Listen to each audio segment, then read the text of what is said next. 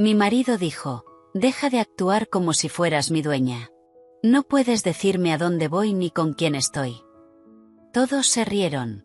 Yo solo sonreí y dije: «Tienes razón. Ya no estamos juntos». Cuando llegó a casa esa noche, su llave no funcionó.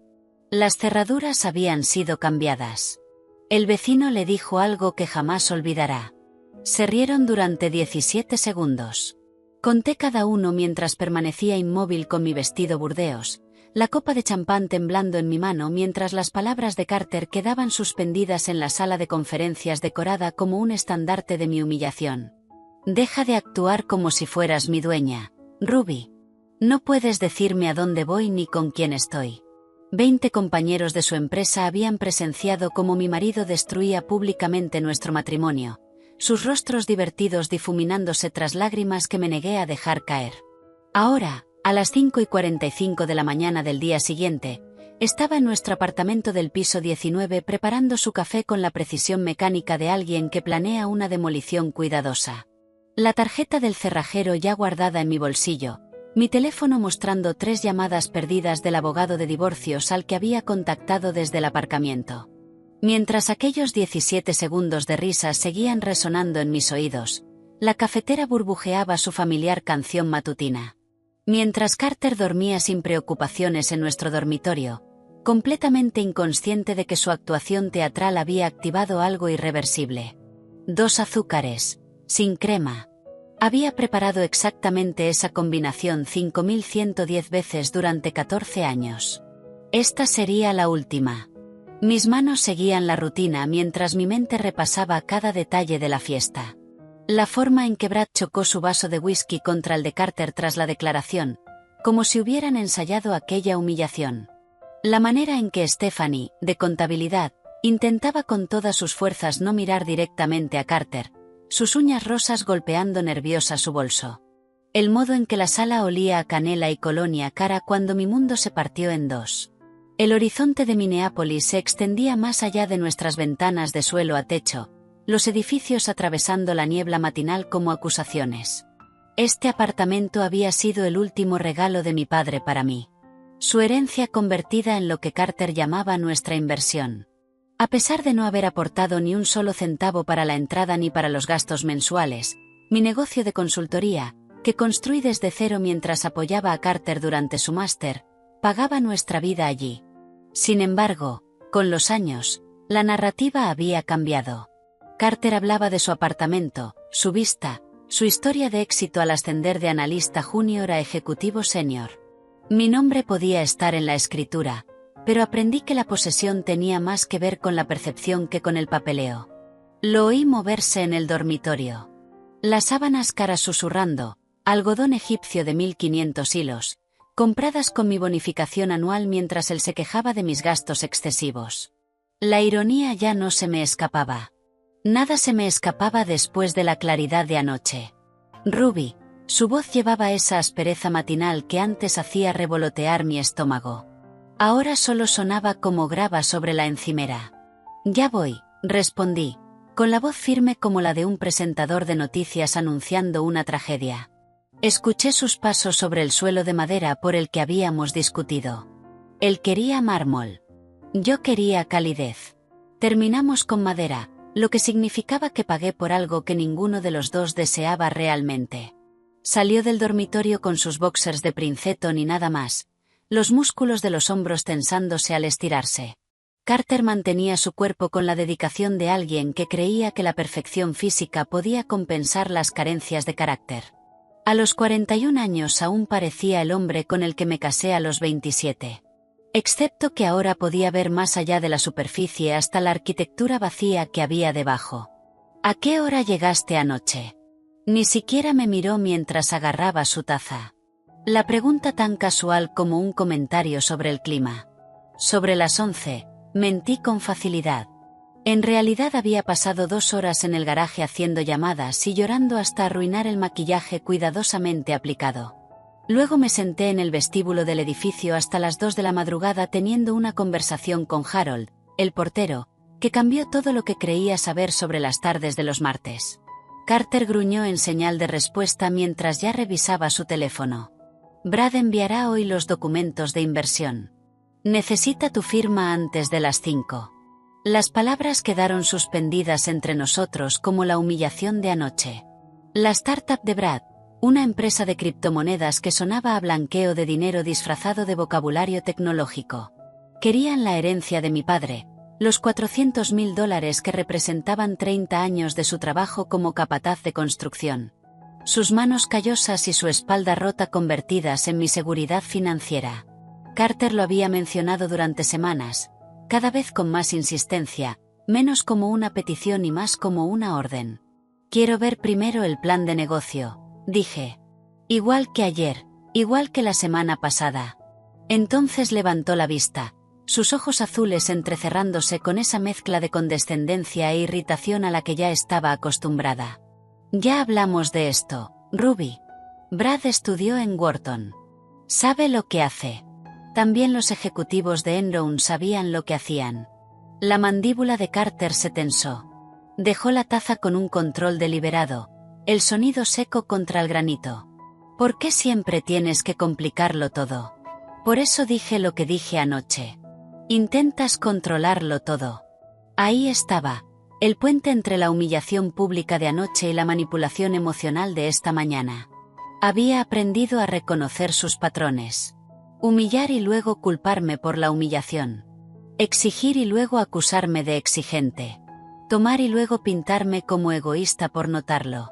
Tienes razón, dije, con palabras suaves como la blusa de seda que había llevado a mi ejecución.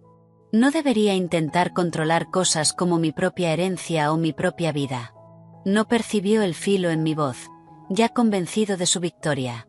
Exacto. Cuando eres razonable, todo funciona mejor.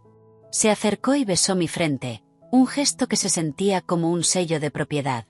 Ponte otra vez ese vestido burdeos esta noche. Hay otra fiesta en el Marriott, algo de clientes. Mi estómago se revolvió. El mismo vestido que anoche. Te quedaba bien. Poderoso.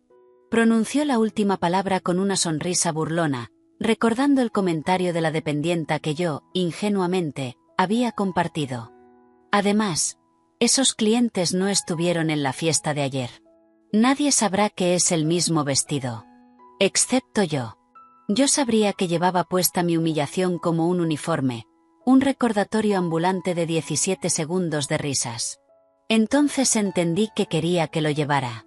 Quería que estuviera marcada por anoche, etiquetada por su declaración pública de independencia mientras él interpretaba al marido devoto esa noche. Lo pensaré, dije con voz neutral como suiza. Ya regresaba al dormitorio, despidiéndome con la confianza de alguien a quien nunca le habían cambiado las cerraduras. No le des tantas vueltas, Ruby. Solo es un vestido. Pero no era solo un vestido. Era todo. Cada pequeña rendición, cada objeción tragada, cada vez que me hice más pequeña para que él pudiera sentirse más grande. El vestido burdeos era solo el último uniforme en una larga fila de disfraces que había llevado en el teatro de nuestro matrimonio, donde Carter dirigía cada escena y yo había olvidado que podía abandonar el escenario. Mi teléfono vibró. Alexandra, la abogada de divorcios, escribió. Tengo un hueco a mediodía si estás lista para seguir adelante. Miré la tarjeta del cerrajero sobre la encimera, luego la taza de café de Carter con la marca de sus labios en el borde y finalmente el amanecer pintando nuestro apartamento de dorado. Todo parecía distinto bajo esa luz, temporal, cambiante, como un decorado esperando ser desmontado. En realidad, grité hacia el dormitorio lo bastante alto para que me oyera sobre la ducha. Sé exactamente qué voy a ponerme esta noche. Lo que él no sabía era que lo llevaría en mi apartamento, con mis cerraduras, viviendo mi vida. Los 17 segundos de risas habían dejado de resonar. Lo que quedaba era el sonido de mi propio corazón, constante y seguro, contando hacia la libertad. La mano de Carter presionó con más fuerza mi espalda baja mientras entrábamos en el gran salón del Marriott. Sus dedos extendiéndose sobre la tela burdeos como si marcara territorio. La presión se sentía distinta ahora, no protectora sino posesiva, como alguien que sujeta un maletín lleno de dinero. La sala brillaba con decoraciones navideñas en las que alguien había gastado una fortuna. Guirnaldas doradas, centros de mesa de cristal y suficientes luces parpadeantes para iluminar un pequeño vecindario. El olor a perfume caro se mezclaba con bourbon y ese aroma particular de la ambición corporativa, afilado, metálico, desesperado. «Recuerda», murmuró Carter junto a mi oído, su aliento cargado de whisky que ya había bebido en la limusina. «Estos son clientes importantes. Intenta ser agradable». «Agradable». La palabra se me quedó atrapada en la garganta como vidrio tragado. Después de la humillación de anoche, después de 17 segundos de sus colegas riéndose de mí, quería que fuera agradable. Estaba a punto de responder cuando la vi. Stephanie, de contabilidad, junto al bar con un vestido burdeos tan parecido al mío que no podía ser coincidencia. El escote más pronunciado, el dobladillo más corto, pero el color idéntico. Estaba de espaldas, su cabello rubio cayendo por la espalda como una cascada de traición. Melissa, la esposa de Brad, apareció a mi lado con 2 copas de champán. Sus ojos iban de Stephanie a mí mientras su rostro cambiaba de expresión hasta detenerse en la compasión. «Ruby, estás preciosa», dijo entregándome una copa mientras intentaba no mirar los vestidos iguales. «Interesante elección de color esta noche», respondí con voz firme mientras veía a Carter notar a Stephanie. Su mano cayó de mi espalda al instante, como si me hubiera vuelto radiactiva. Sus pupilas se dilataron, la mandíbula se aflojó y durante 3 segundos olvidó que yo existía. En esos 3 segundos vi todo nuestro matrimonio. Cada reunión tardía, cada martes por la tarde, cada mensaje que ocultaba inclinando el teléfono. Stephanie se giró entonces y nuestros ojos se encontraron por encima del hombro de Carter. Tuvo la decencia de parecer incómoda, sus mejillas enrojeciendo al notar los vestidos iguales, pero no se apartó. En cambio, levantó ligeramente la barbilla, una declaración silenciosa de guerra disfrazada de seguridad. Los diamantes en sus orejas, nuevos, caros, familiares, brillaron bajo la luz. Exactamente iguales a los que Carter dijo haber comprado para el cumpleaños de su madre el mes pasado. «Son unos pendientes preciosos», dije a Melissa sin apartar la mirada de Stephanie. «Es increíble cómo algunas mujeres pueden llevar joyas tan caras a eventos de trabajo. Debe de ser agradable tener ese tipo de ingresos». Melissa tosió con el champán. Brad apareció junto a su esposa, el rostro enrojecido por el alcohol y la emoción apenas contenida. «Carter, ¿listo para hacer historia con esta startup? Solo necesitamos la firma de Ruby y todo irá perfecto. Mi firma, el dinero de mi padre, mi herencia financiando su fantasía de club de chicos mientras la amante de Carter estaba a 3 metros llevando mi color y sus diamantes». La sala de repente se sintió demasiado caliente, demasiado brillante, demasiado llena de gente que me veía solo como un talonario con piernas. «Deberíamos discutir primero el plan de negocio», dije, mi voz cortando el entusiasmo como agua fría. «No he visto ninguna documentación, ni proyecciones de ingresos, ni análisis de mercado, nada más que promesas y títulos de Wharton». El rostro de Carter se oscureció, ese tono rojo que precedía sus peores momentos. «Ruby, ya hablamos de esto». «No, tú hablaste. Yo escuché. Hay una diferencia». Di un sorbo de champán dejando que las burbujas me dieran valor. «Son $400,000, Carter. De mi padre». «Nuestro dinero», interrumpió, elevando la voz lo suficiente para que las conversaciones cercanas se detuvieran. «Es nuestro dinero, Ruby. ¿O has olvidado lo que significa el matrimonio?» Brad rió nervioso intentando calmar la tensión. «Vamos, no convirtamos el negocio ¿en qué?», pregunté girándome hacia él. «¿En diligencia de vida? ¿En proteger activos? ¿En hacer preguntas básicas sobre a dónde van casi $500,000? La sala quedó más silenciosa, ese silencio particular cuando la gente percibe que se acerca el drama. Stephanie se había acercado fingiendo mirar un cuadro mientras claramente escuchaba. Su perfume, algo francés y excesivo, me revolvía el estómago. Carter me agarró del codo, sus dedos clavándose con fuerza suficiente para dejar marca. «Me estás avergonzando», susurró. «¿Yo te estoy avergonzando? La risa que escapó de mí sonó hueca, frágil. Eso es irónico considerando anoche. Su agarre se tensó. Anoche no fue nada. Estás exagerando. 17 segundos, dije en voz baja. Tus compañeros se rieron de mí durante 17 segundos porque dijiste que era controladora. Su voz retumbó ahora, abandonando toda pretensión de privacidad. El cuarteto de jazz incluso dejó de tocar, el saxofón cortándose a mitad de nota. Siempre haces esto, Ruby. Actúas como si fueras mi dueña, como si no pudiera tomar una sola decisión sin tu permiso. Toda la sala observaba ahora, 50, quizás 60 personas con ropa de diseñador sosteniendo bebidas que costaban más que el salario diario de muchos, todos presenciando la segunda ronda de mi humillación pública. Stephanie se había girado completamente hacia nosotros, su expresión ilegible pero su lenguaje corporal lleno de expectación. El dedo de Carter apuntó hacia mi pecho sin tocarme, pero lo bastante cerca para resultar agresivo. Deja de actuar como si fueras mi dueña, Ruby. No puedes decirme a dónde voy ni con quién estoy. Las mismas palabras que anoche, pero esta vez con clientes como público, con su amante mirando, con todos esperando ver si me derrumbaría o lucharía. La copa de champán tembló ligeramente cuando la dejé sobre la mesa más cercana. El sonido del cristal contra el mármol resonó como un martillo judicial. Por dentro me estaba rompiendo en 1.000.000 de pedazos. 14 años de matrimonio, de intentarlo, de hacerme más pequeña para que él se sintiera más grande, todo quebrándose a la vez. Pero por fuera mis manos estaban firmes, mi voz clara. Tienes razón, dije lo bastante alto para que todos oyeran. Ya no estamos juntos. El silencio que siguió fue absoluto, total, de esos que hacen zumbar los oídos. La expresión triunfante de Carter, porque pensaba que estaba ganando la discusión pública, se transformó en confusión. Su boca se abrió, se cerró, volvió a abrirse como un pez sin aire. ¿Qué acabas de decir? Su voz se quebró en la última palabra. Dije, tienes razón. No soy tu dueña y tú no eres mío. Se acabó. Me alejé de su rostro atónito, de la satisfacción apenas disimulada de Stephanie, de la compasión horrorizada de Melissa, del incómodo movimiento de Brad. Mis tacones resonaron sobre el mármol, firmes, rítmicos, finales.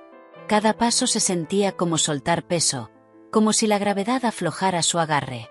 Detrás de mí escuché a Sara, de informática, susurrar a alguien, bien por ella, y luego más alto, para que yo lo oyera, bien por ti, Ruby. No me detuve hasta llegar a mi coche en el aparcamiento. El aire de diciembre mordía mi piel, la nieve comenzando a caer en copos gruesos y lentos que se pegaban a mi cabello, a mi vestido, a mis manos temblorosas mientras buscaba las llaves. Dentro del coche me quedé un momento dejando que el silencio me envolviera como una armadura. Luego saqué el teléfono e hice 3 llamadas, cada una un clavo más en el ataúd de mi antigua vida. Alexandra contestó al segundo tono. Ruby, es tarde. ¿Estás? Estoy lista, dije. ¿Puedes presentar los papeles mañana? Su pausa fue breve. Llevo años esperando esta llamada. Tendré todo listo por la mañana. La segunda llamada fue a Secure Life Emergency Locksmith. La voz de Diana era cálida y comprensiva. Podemos enviar a alguien esta misma noche. Cambiar cerraduras después de medianoche es nuestra especialidad. La tercera llamada fue a Marcus, mi hermano, que gestionaba un almacén. Necesito un trastero, dije sin rodeos. ¿De qué tamaño? Ninguna pregunta más, ninguna sorpresa, solo apoyo inmediato. Lo bastante grande para toda la vida de un hombre. Tendré uno listo a medianoche. Ruby, bien por ti. 3 llamadas, 3 aliados, 3 pasos hacia la libertad. Mientras conducía a casa bajo la nieve, viendo las luces de la ciudad difuminarse entre mis lágrimas, comprendí algo. Carter tenía razón en una cosa. Había intentado controlar algo. Había intentado controlarme a mí misma para encajar en la forma que él necesitaba. Esa noche, frente a todos los que importaban para su imagen, finalmente solté ese control. Y al perderlo encontré algo más, a mí misma. La nieve se convirtió en lluvia helada y cuando llegué al edificio cada gota golpeaba el parabrisas como pequeños proyectiles de realidad. A través de las puertas de cristal del vestíbulo vi a Harold en su puesto y algo en su postura me dijo que había estado esperando. Aparqué en mi plaza asignada, la 19F, igual que nuestro apartamento, y me quedé un momento reuniendo el valor para entrar como una mujer a punto de desmontar su vida. Harold se levantó al verme entrar, su rostro curtido mostrando una expresión que nunca le había visto, mitad alivio, mitad tristeza, como quien ve a alguien escapar por fin de un edificio en llamas. «Señorita Thorne», dijo usando mi apellido de soltera sin que tuviera que pedirlo. La cerrajera llamó. «Está subiendo». Le di acceso al ascensor de servicio. Hizo una pausa estudiando mi rostro. También me tomé la libertad de dejar cajas extra en el pasillo, de las buenas del almacén. A las 10:47 de la noche exactamente llegó Diana con una caja de herramientas gastada y unos ojos que habían visto demasiadas huidas de medianoche. Tendría unos 50 años, con mechones plateados en el cabello oscuro y callos en las manos que hablaban de trabajo real. No ofreció condolencias vacías ni hizo preguntas innecesarias. Simplemente se arrodilló junto a nuestra puerta y pasó los dedos por la cerradura como un médico examinando a un paciente. «Grado comercial», dijo sacando sus herramientas. «Buena base, pero anticuada. Su marido nunca actualizó la seguridad, ¿verdad?» La pregunta era retórica. Ya estaba trabajando, metal contra metal. Los hombres así nunca creen que alguien se atrevería a dejarlos fuera. «Facilita mi trabajo». Mientras trabajaba, su historia surgía en fragmentos tranquilos entre el sonido de los mecanismos encajando. Su ex la dejó fuera hace 17 años. Cambió las cerraduras mientras ella estaba en el funeral de su madre. Volví a casa y toda mi vida estaba en el césped dentro de bolsas de basura bajo la lluvia. Probó el nuevo cerrojo, sólido e implacable. Aprendí cerrajería después de eso. Si no podía controlar mucho más, al menos podía controlar quién cruzaba mi puerta. Las nuevas llaves que me entregó eran distintas, más pesadas, con bordes que se clavaban en mi palma. «Grado militar», dijo satisfecha. «Estas no pueden duplicarse en cualquier tienda de esquina. Si quieres copias, vienes a mí». Me entregó una tarjeta con su número personal detrás por si había emergencias o simplemente necesitaba hablar.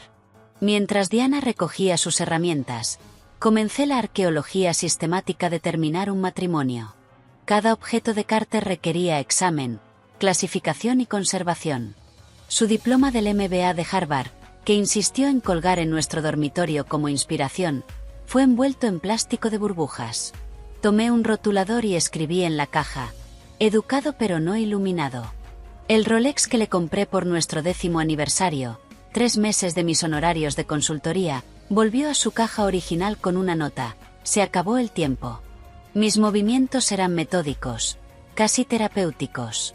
Cada caja etiquetada era un pequeño acto de revolución. Su colección de libros empresariales de primera edición se convirtió en trofeo sin leer.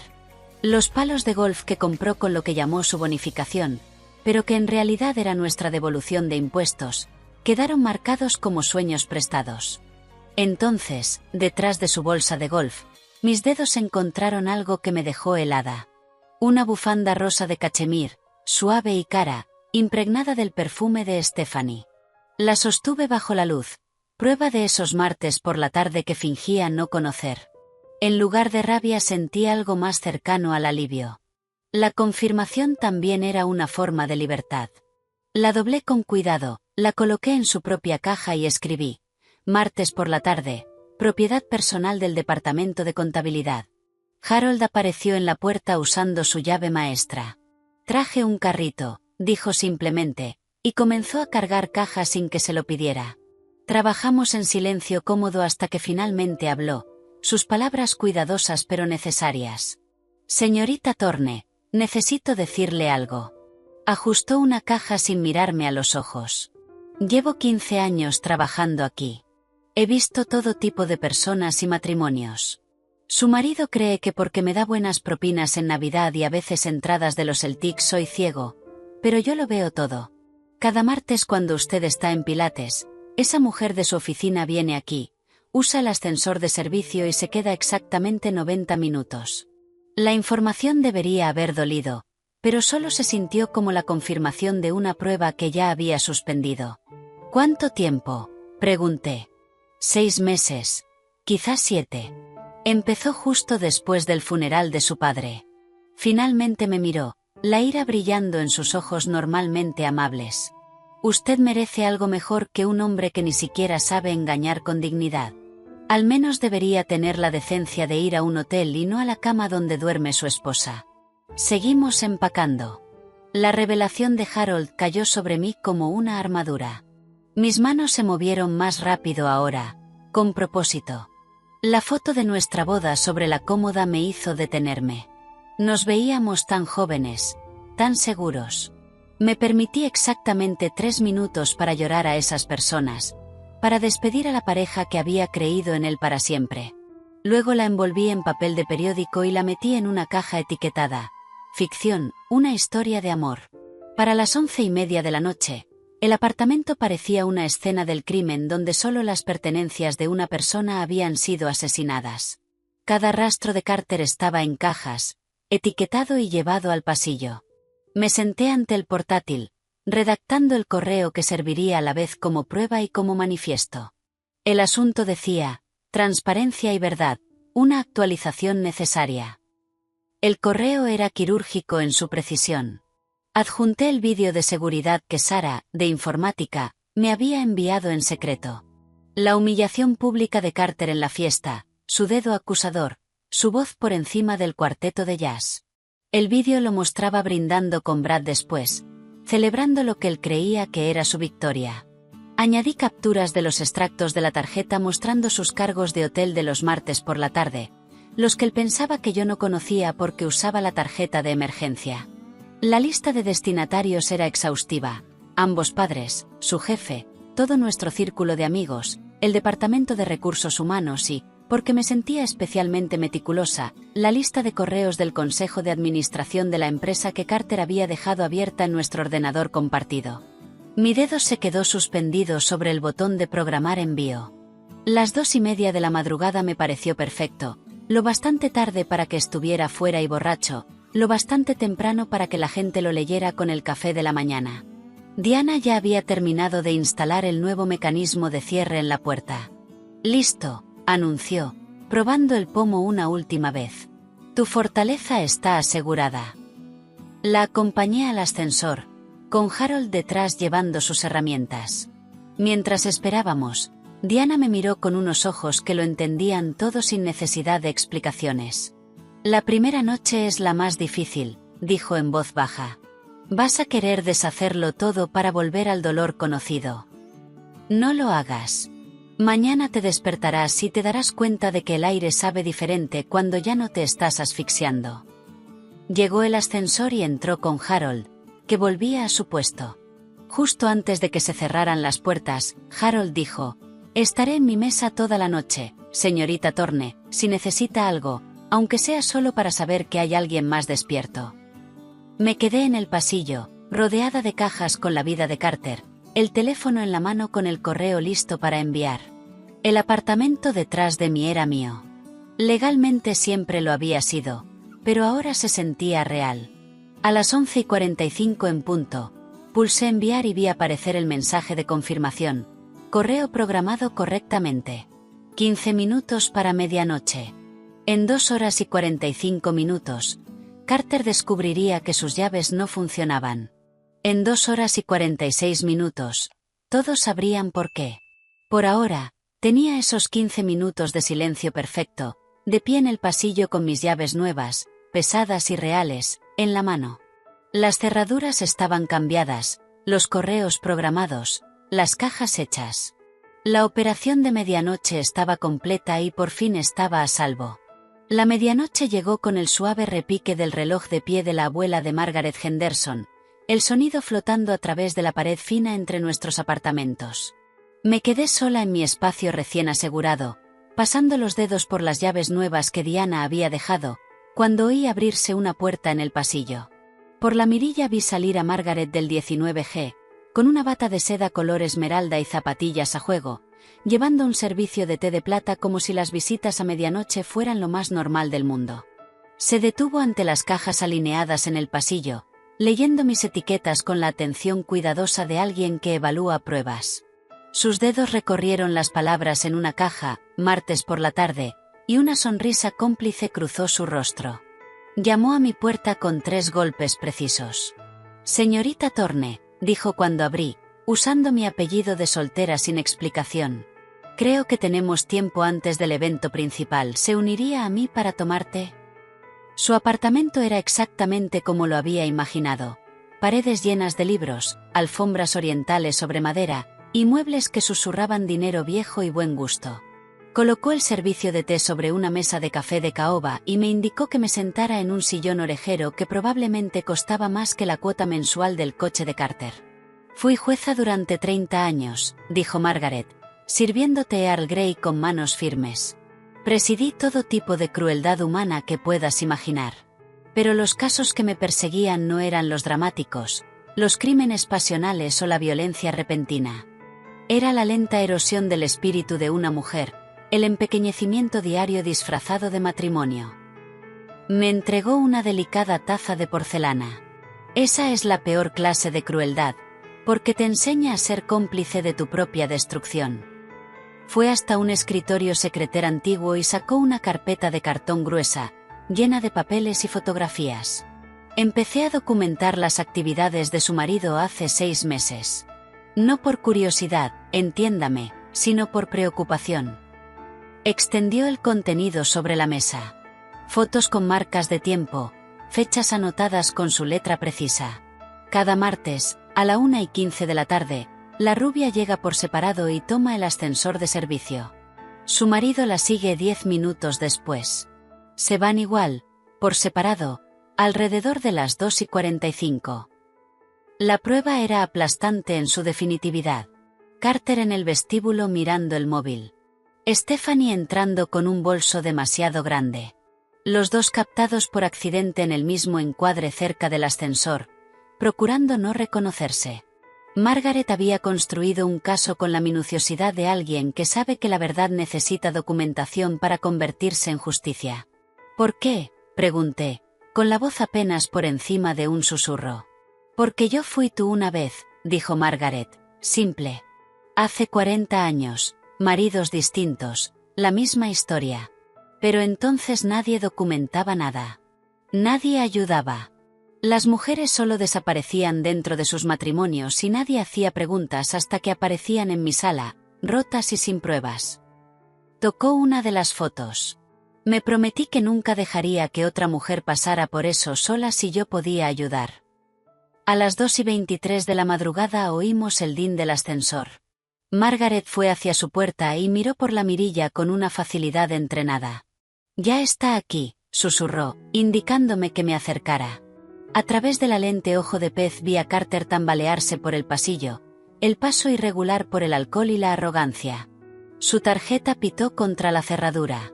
1 vez, 2, 3. La confusión en su cara habría sido cómica de no ser tan satisfactoria. Probó el pomo, sacudiéndolo con más fuerza. «Ruby». Su voz sonaba pastosa, pero exigente. «Ruby, abre la puerta».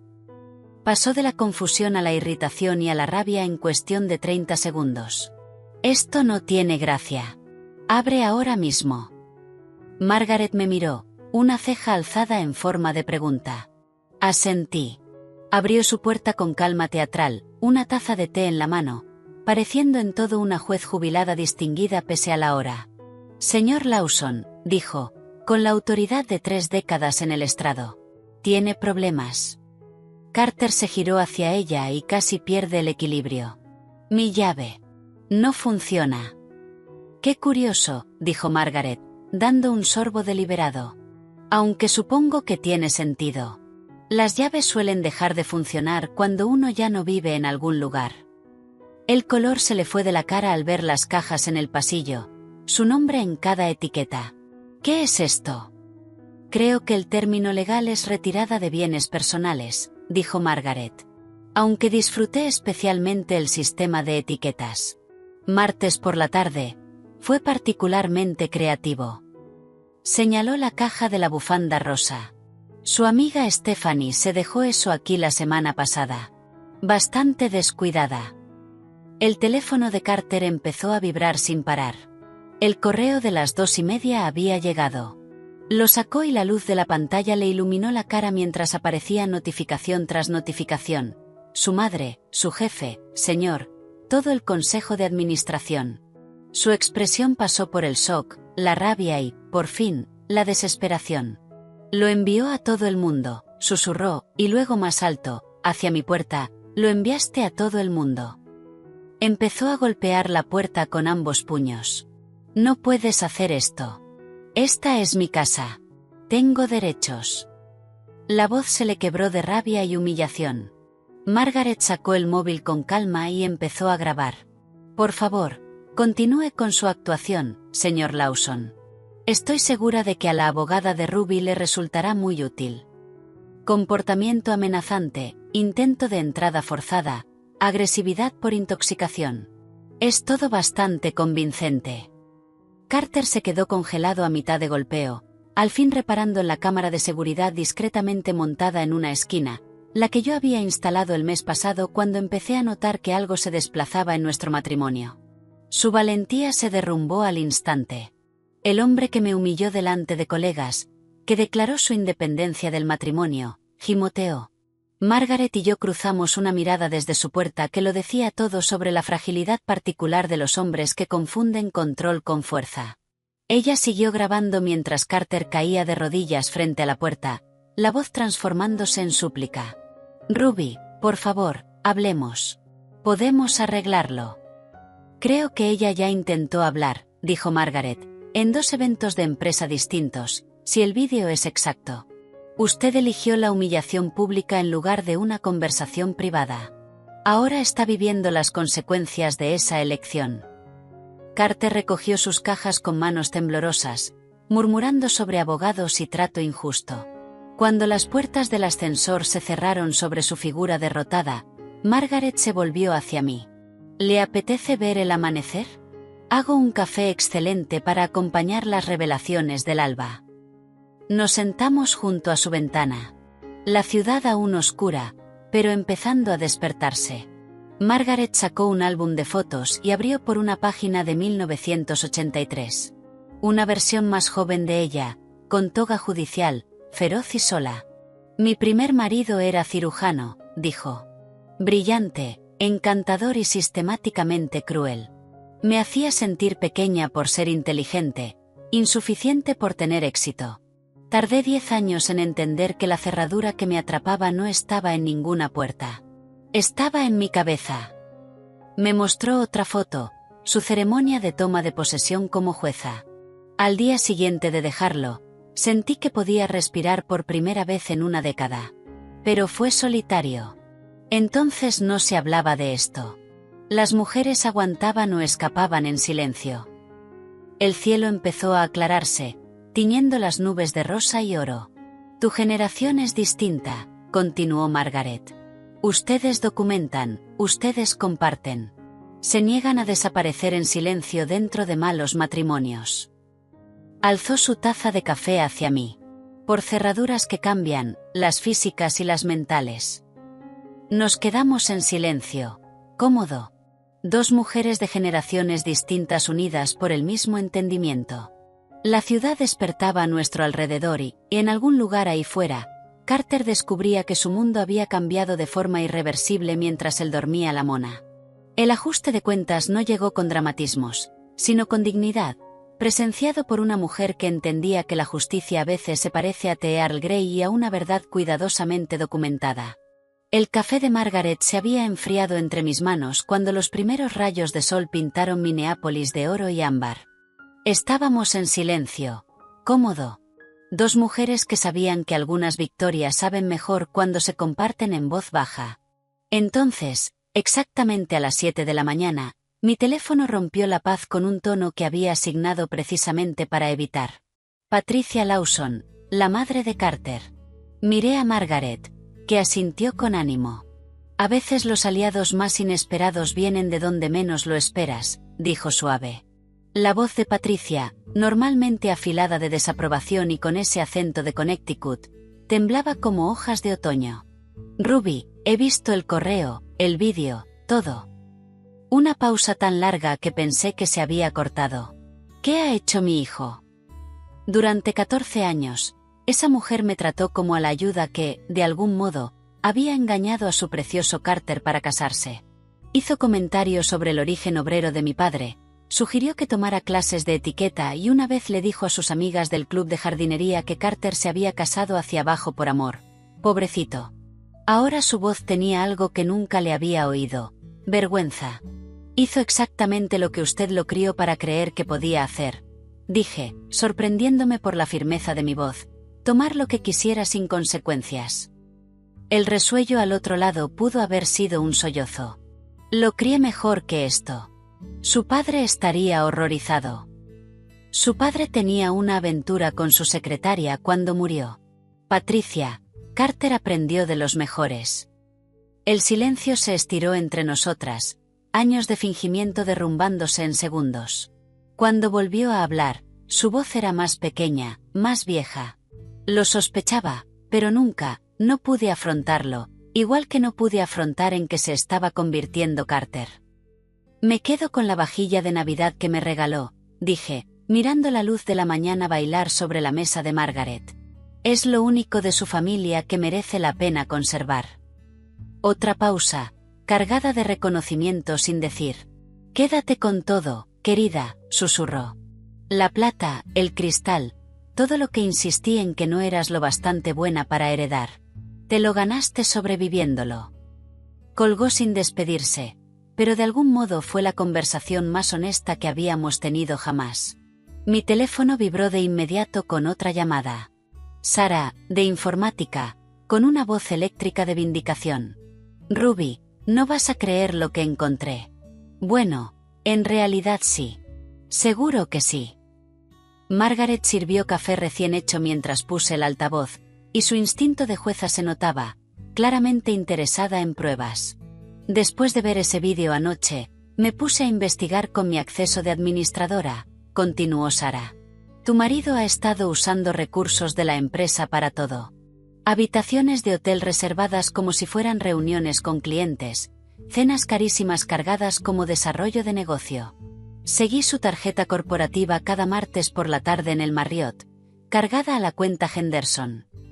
Margaret alzó una ceja al oír cuenta Henderson. Es nuestro cliente más grande, murmuró. Y empeora, dijo Sara, con el tecleo sonando a través del teléfono. Esa startup que te ha estado presionando, la de Brad. Encontré los documentos de constitución.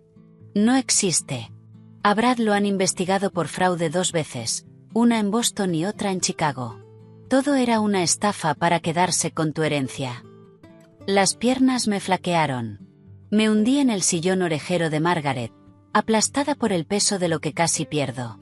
$400.000. El trabajo de toda la vida de mi padre, a punto de ser robado por el hombre que juró protegerme. Ya lo reenvié todo a recursos humanos y al señor Davidson, siguió Sara, refiriéndose al jefe de Carter. Y también mandé copias al departamento de denuncias de la SEC. A la división de fraude le encanta esto. Cuando colgué, mi teléfono ya explotaba de mensajes. El deshilachado digital de la reputación de Carter estaba ocurriendo en tiempo real, cada texto un hilo arrancado de su imagen cuidadosamente tejida. Jennifer, del departamento legal, nunca nos gustó cómo hablaba de ti, como si fueras un accesorio que había comprado. Tom, de ventas, ese vídeo fue brutal, lo manejaste con más clase de la que él merecía. Incluso Melissa, la esposa de Brad, yo también lo dejo, me enteré de las investigaciones por fraude. Me inspiraste a dejar de ignorar las señales rojas. Pero el mensaje que me dejó helada fue el del propio señor Davidson. Señorita Thorne, le pido disculpas por la cultura de nuestra empresa que permitió este comportamiento. El empleo del señor Lawson está bajo revisión mientras investigamos fraude en gastos. ¿Consideraría hacer consultoría para nosotros? Nos vendría bien alguien con su dignidad y su pensamiento estratégico. Llámeme cuando le venga bien. Hice capturas de todo, creando mi propia carpeta de pruebas. Alexandra querría documentación del derrumbe completo. A las 10 de la mañana, Harold llamó desde el vestíbulo. Señorita Thorne, hay aquí un reparto de flores. 3 docenas de rosas. Las he rechazado como usted pidió, pero el repartidor dice que están pagadas y que no puede llevárselas de vuelta. Dónelas al hospital, dije. Diga que son de un donante anónimo que celebra la libertad. Con mucho gusto, respondió Harold. Además, hay un joven aquí que dice ser el hermano del señor Lawson. ¿Quiere que lo eche? Danny, el hermano menor de Carter, el que acaba de terminar derecho. Súbalo, dije, con curiosidad por saber qué le habría prometido Carter. Margaret ofreció irse, pero le pedí que se quedara. Los testigos siempre son valiosos, dijo con la sabiduría de una jueza. Danny llegó incómodo, su parecido con Carter suavizado por una vergüenza auténtica. Se quedó en la puerta de Margaret, moviendo el peso como un niño llamado al despacho del director. Ruby, siento molestarte.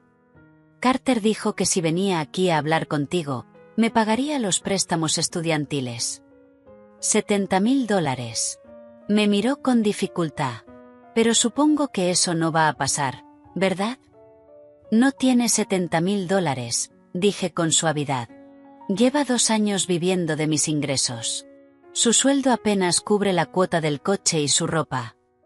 La cara de Danny pasó por varias expresiones hasta detenerse en la rabia. Ese mentiroso se frenó, mirando a Margaret. Perdón. Me dijo que eras tú la que gastaba de más, que lo estabas desangrando con tus compras. Mis compras consisten en comprar comida y, de vez en cuando, reemplazar ropa de trabajo gastada, dije. ¿Quieres café?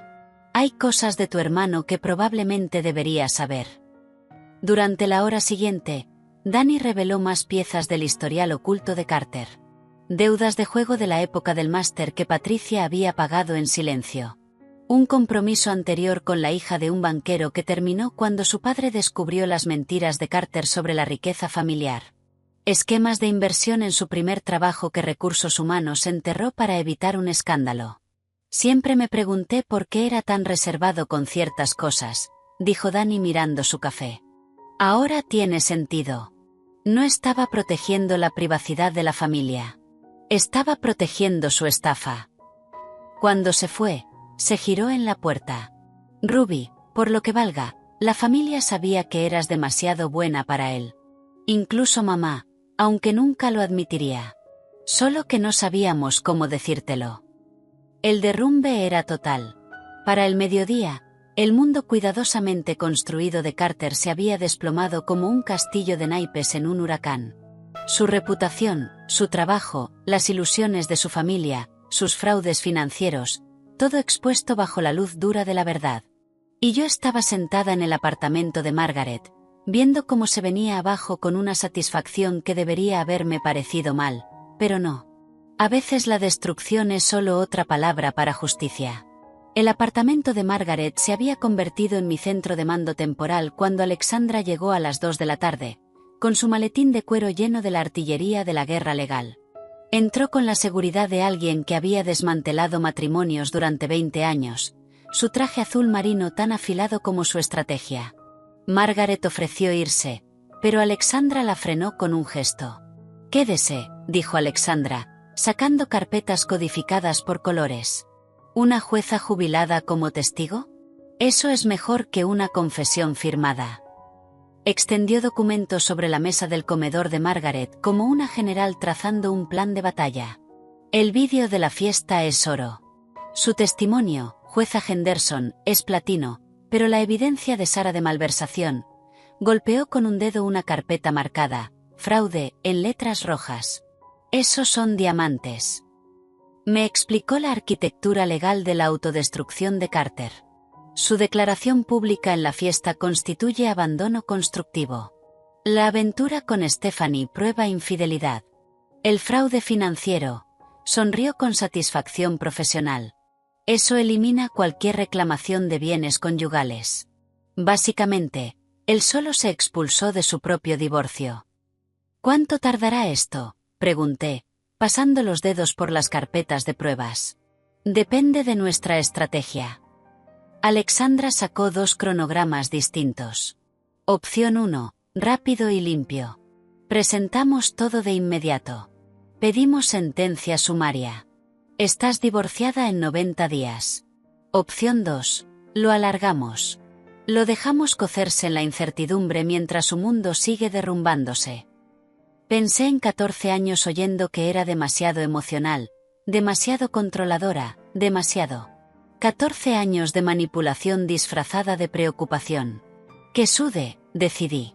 Me hizo dudar de mi propia realidad durante más de una década. La sonrisa de Alexandra se volvió depredadora. Guerra psicológica, entonces. A las 3:30 de la tarde, mi teléfono vibró. La voz de Harold tenía una tensión inusual. Señorita Thorne, hay una joven aquí. Stephanie Mitz. Dice que tiene información que usted necesita. Miré a Alexandra, que asintió. Las amantes a menudo se convierten en testigos estrella, dijo en voz baja. Hágala subir. Stephanie llegó sin parecerse en nada a la mujer segura de la fiesta.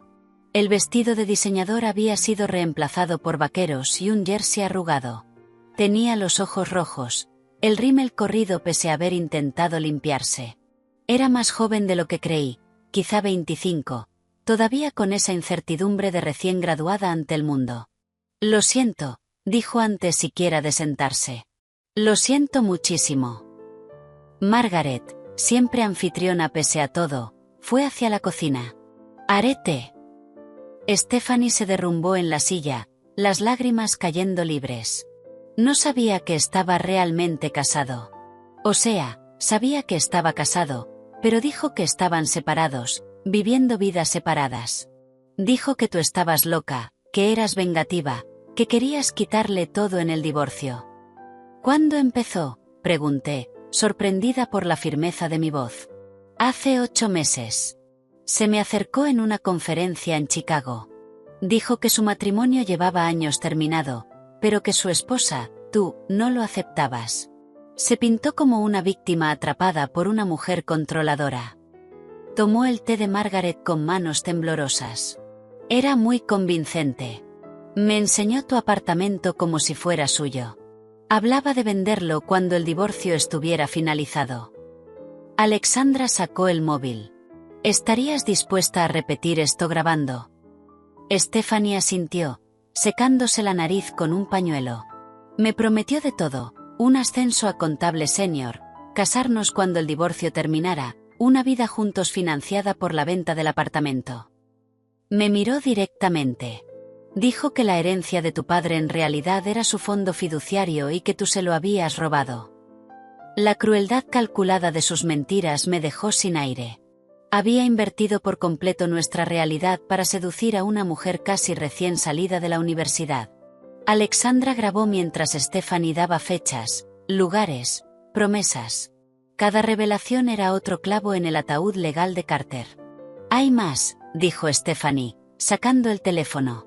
Me envió fotos de joyas que iba a comprarme.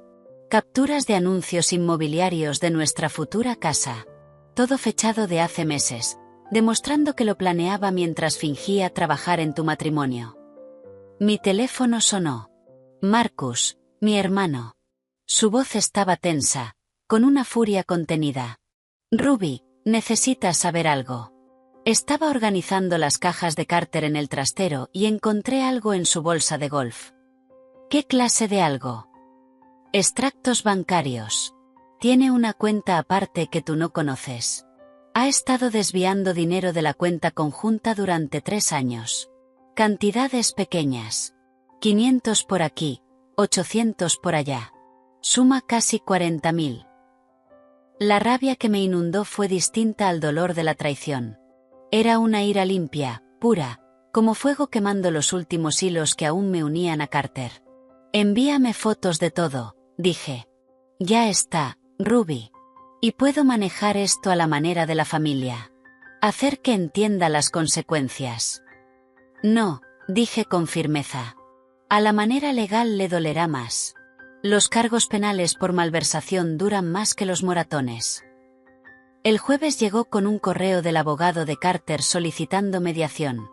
Alexandra se rió a carcajadas cuando lo leyó. Quieren evitar el juicio. Buena señal. Significa que saben que están perdiendo. La mediación se programó para el lunes siguiente en una sala de reuniones estéril en el centro. Me puse mi mejor traje, no por Carter, sino por mí. Armadura para la batalla. Alexandra se sentó a mi lado como una guardaespaldas. Carter entró con su corbata de Harvard, la que se ponía en las reuniones importantes. Detrás venía su abogado, un hombre mayor que ya parecía agotado. Los ojos de Carter estaban inyectados en sangre.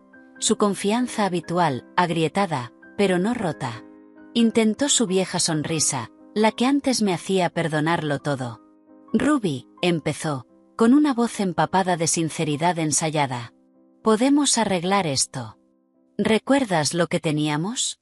¿Recuerdas París? Saqué la carpeta que Sara había preparado, informes de gastos que mostraban que cargó a la empresa nuestro viaje de aniversario a París como entretenimiento de clientes, mientras le escribía a Stephanie desde la Torre Eiffel. La deslicé por la mesa sin decir una palabra. El rostro de su abogado palideció al leer. Esto podría ser fraude penal. Es fraude penal, confirmó Alexandra. Junto con malversación de bienes conyugales, abandono constructivo e infidelidad documentada. Carter estiró la mano hacia la mía por encima de la mesa. La aparté como si su contacto pudiera contagiarme sus delirios. Ruby, por favor. Tuvimos buenos momentos. Lo único que recuerdo, dije, con la voz cargada del peso de una verdad por fin dicha, es pagar esos buenos momentos mientras tú planeabas robarme la herencia. Alexandra se inclinó hacia adelante. Estos son nuestros términos. La señorita Thorne se queda con todos los activos, incluyendo el apartamento, los ahorros y las inversiones. El señor Lawson no se queda con nada, salvo sus pertenencias personales, que ya han sido entregadas en un trastero. Firma un acuerdo de confidencialidad completo que le prohíbe hablar del matrimonio o del divorcio. A cambio, no perseguimos cargos penales. El abogado de Carter le susurró con urgencia al oído, palabras como fraude y cárcel atravesando el murmullo. El rostro de Carter se desmoronó como yeso viejo cediendo por fin al daño del agua. El hombre que me humilló en público, que me robó, que planeó quitármelo todo mientras me pintaba como loca, por fin lo entendió. Ya no era él quien tenía el control. En realidad nunca lo había tenido. Solo vivía en el delirio que yo había pagado, y ahora la factura había llegado. El bolígrafo de Carter se quedó suspendido sobre el acuerdo de confidencialidad durante 30 segundos que se sintieron como 30 años. Le tembló la mano cuando por fin firmó, el sonido de la tinta sobre el papel marcando la muerte legal de nuestro matrimonio. Su abogado recogió los documentos con la eficiencia de alguien que quiere irse cuanto antes, murmurando sobre plazos de presentación y calendarios judiciales. Cuando se levantaron para marcharse, Carter me miró una última vez, abriendo la boca como si fuera a decir algo. Pero Alexandra levantó la mano y señaló el acuerdo recién firmado, y él la cerró de nuevo, arrastrando los pies hacia la salida como un hombre que había envejecido una década en una hora. Pasaron 3 semanas en una niebla de papeleo y reorganización del apartamento. Recuperé espacios que habían sido suyos, el despacho donde había llevado sus aventuras de los martes por videollamada, el vestidor que ahora solo guardaba mi ropa, extendida con lujo. Margaret se pasaba a diario, trayendo té y sabiduría a partes iguales. Los vecinos del edificio dejaron de tratarme como la esposa de Carter y pasaron a verme como Ruby Thorne, la mujer que cambió sus propias cerraduras. La historia se convirtió en leyenda del edificio. Llegó Nochevieja con una tormenta de nieve y una invitación se deslizó bajo mi puerta, la fiesta anual en la azotea, escrita a mano por la propia Margaret. Tienes que dejarte ver floreciendo. Ya no va de él. Va de ti. Estuve a punto de rechazarla. La idea de enfrentarme a una sala llena de gente que había presenciado mi humillación pública me resultaba abrumadora.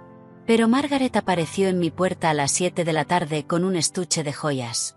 Estos eran los gemelos de mi difunto marido, dijo, abriéndolo para mostrar diamantes que atrapaban la luz como estrellas cautivas. Los convertí en pendientes después de que falleció. Él sí era un hombre de verdad, de los que apoyan el éxito de su esposa en lugar de robárselo. Me los colocó con dedos suaves. Póntelos esta noche. Que te recuerden cómo era una alianza real. La elección de mi vestido fue deliberada, no el burdeos de la humillación ni el negro del duelo, sino rojo de camión de bomberos. Un rojo que anuncia llegada, exige atención, declara guerra y victoria a la vez. Cuando me miré al espejo, vi a alguien a quien no había visto en 14 años.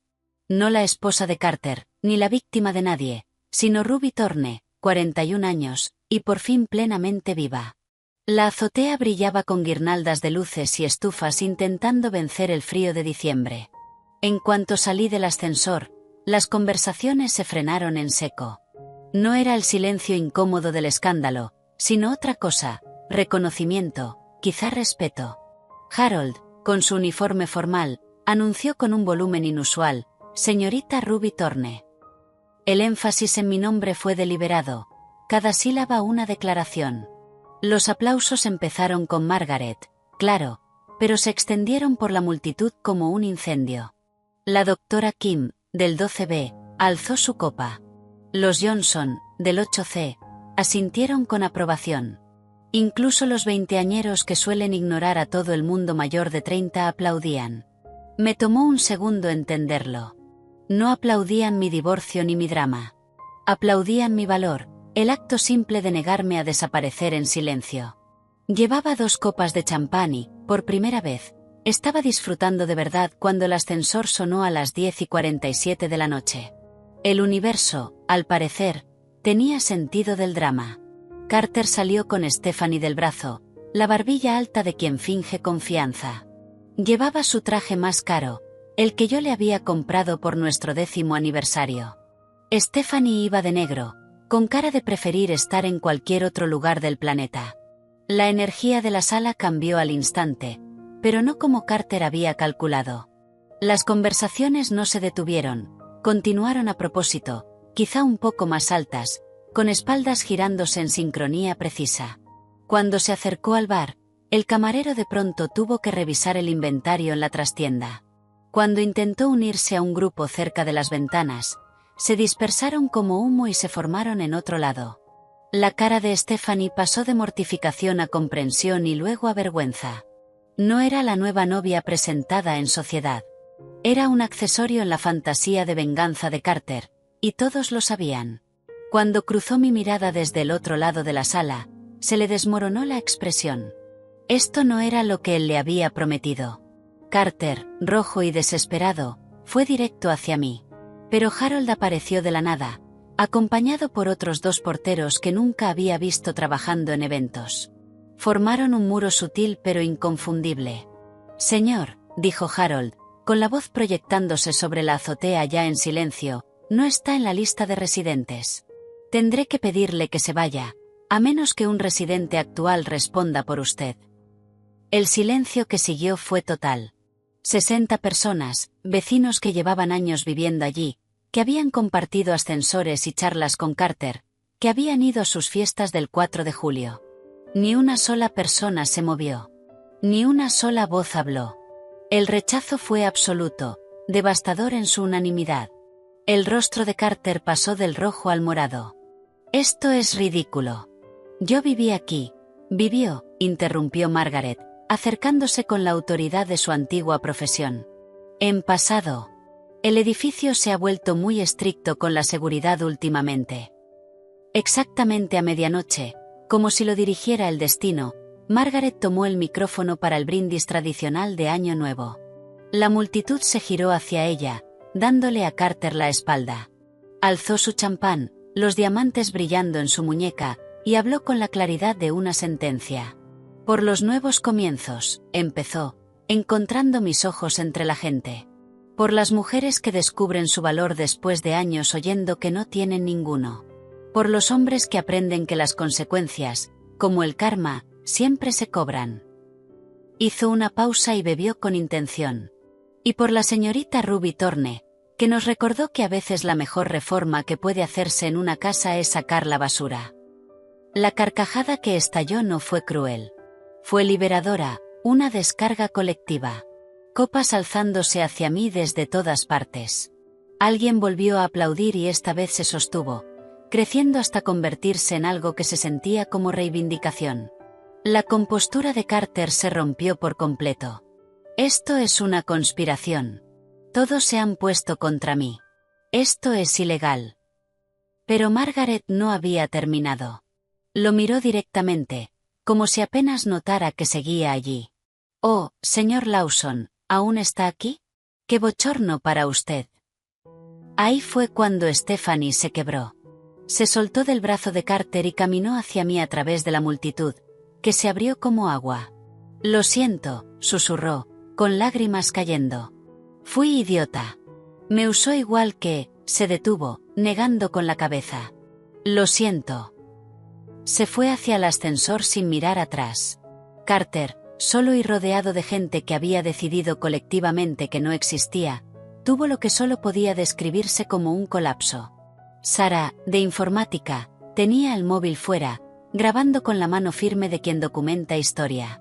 Él desvariaba sobre conspiraciones, sobre sus derechos, sobre cómo le habíamos arruinado la vida.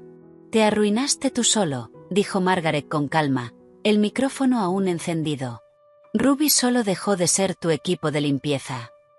Entonces llegó seguridad del edificio. No los porteros amables, sino seguridad de verdad, la que reservan para problemas reales.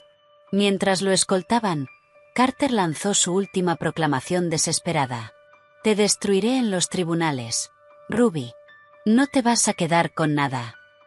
Alexandra, que estaba en un rincón bebiendo champán en silencio, se rió lo bastante alto para que todos la oyeran. «¿Con qué dinero?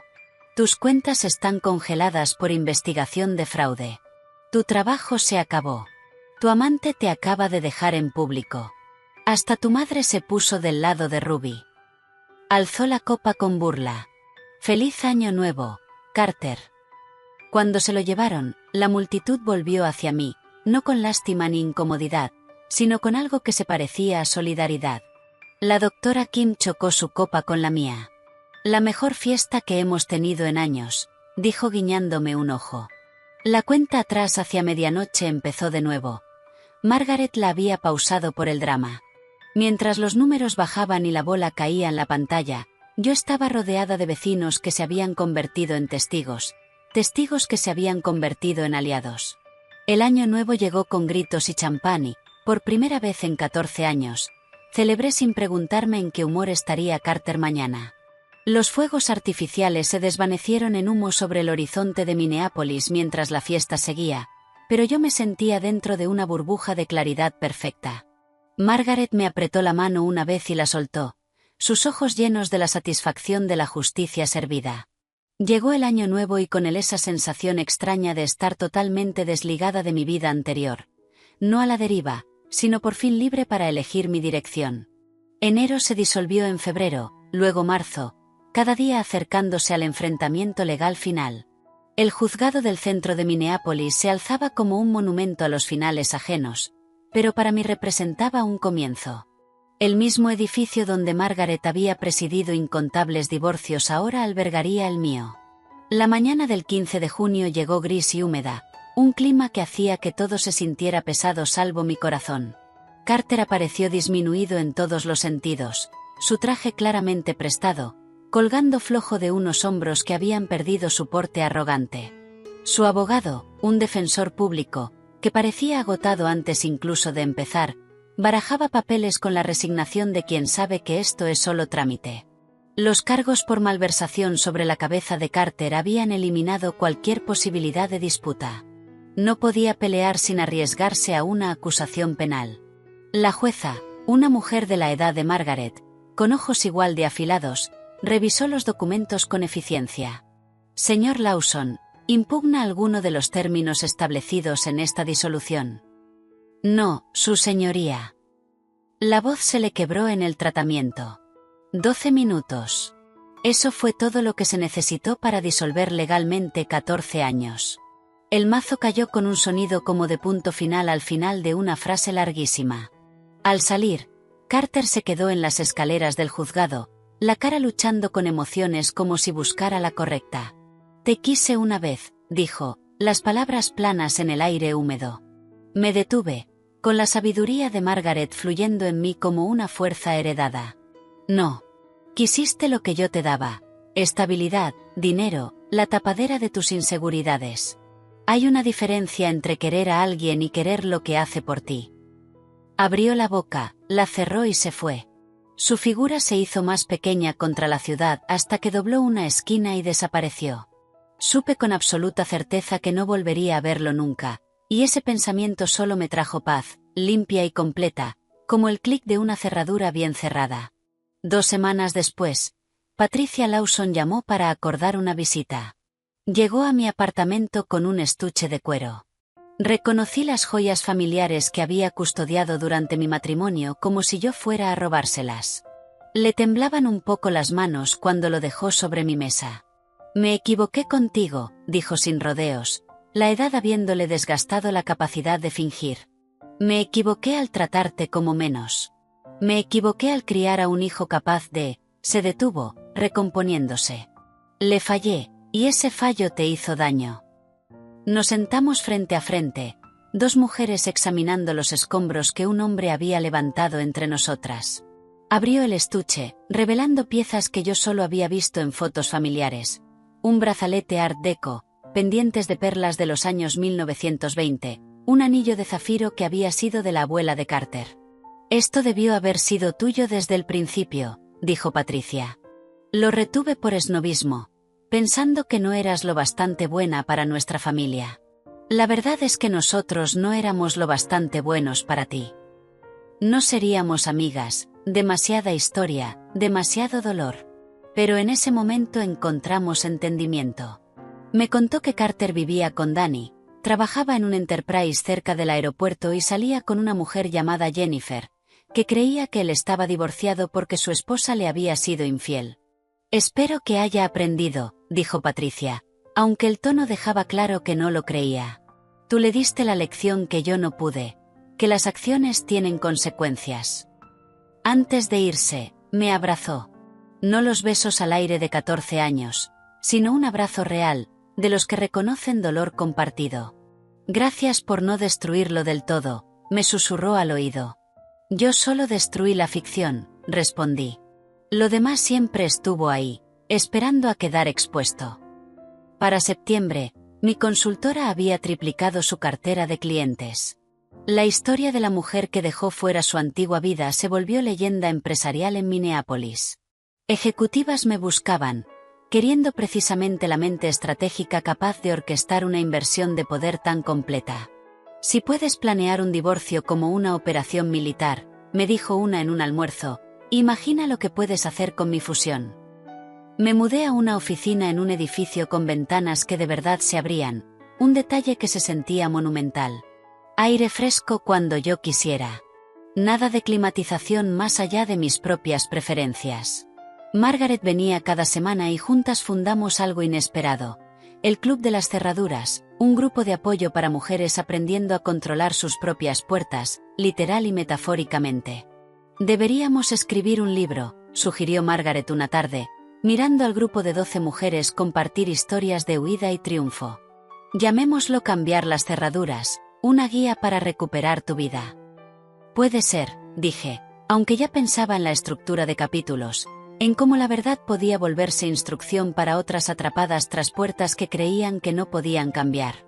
Ahora, en este martes por la mañana de octubre, estaba en mi apartamento, completamente mío, viendo otro amanecer pintar la ciudad de oro. Las cerraduras habían evolucionado otra vez. Cerraduras inteligentes controladas por mi teléfono, una tecnología que se sentía simbólica. Sin llaves físicas que copiar, sin bombines que forzar, solo seguridad digital encriptada que yo controlaba por completo. Harold seguía en recepción, seguía llamándome señorita Thorne con un orgullo evidente. Mujeres jóvenes del edificio me buscaban para pedirme consejos sobre relaciones, carrera, autoestima. La semana pasada, una chica de 28 años llamada Emma me hizo la pregunta que yo me había hecho una vez. ¿Cómo sabes cuándo es hora de irte?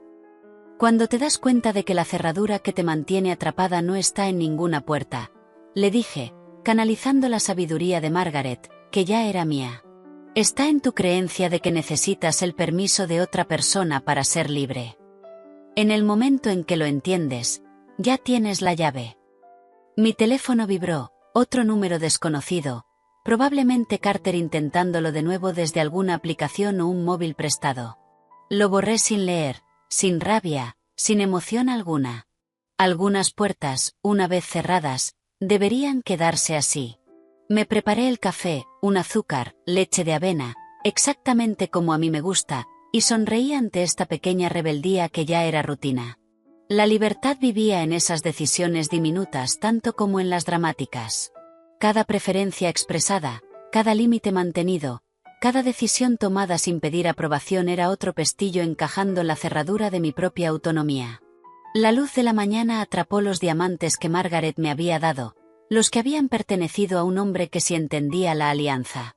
Brillaron en mi muñeca mientras alzaba la taza en un brindis silencioso, por los finales que se convierten en comienzos, por las cerraduras que protegen en lugar de atrapar, por la mujer en la que me convertí al negarme a seguir siendo quien esperaban que fuera.